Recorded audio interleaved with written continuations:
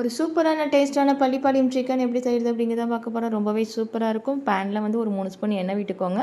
சின்ன வெங்காயம் ஒரு 100 கிராம் கட் பண்ணது. அடுத்தது கருவேப்பிலை கொஞ்சம் போட்டுக்கலாம். இஞ்சி பூண்டு விழுது வந்து ஒரு 2 டேபிள் ஸ்பூன் போட்டு இதை வந்து நல்லா நம்ம வதக்கிக்கலாம். பச்சை வாசனை போகிற வரைக்கும் வதக்கிக்கலாம்.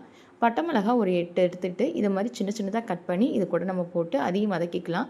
மஞ்சத்தூள் ஒரு 1/4 டேபிள் ஸ்பூன், கரம் மசாலா ஒரு 1/4 டேபிள் ஸ்பூன், உப்பு அரை டேபிள் ஸ்பூன், தக்காளி 1, தயிரில் ஊற வச்ச சிக்கன் வந்து ஒரு 300 கிராம்.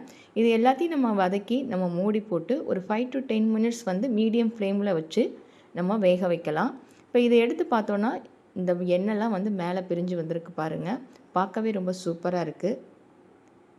இது நல்லா நம்ம கிளறி விட்டு நம்ம எடுத்து பார்த்தோம் அப்படின்னா ஒரு சூப்பரான டேஸ்ட்டான பள்ளிப்பாளையம் சிக்கன் வந்து நமக்கு ரெடி ஆயிடுச்சு. கண்டிப்பாக நீங்களும் ட்ரை பண்ணி பாருங்கள். பிடிச்சிருந்தா லைக் பண்ணுங்கள், ஷேர் பண்ணுங்கள், கமெண்ட் பண்ணுங்கள், சப்ஸ்கிரைப் பண்ணுங்கள்.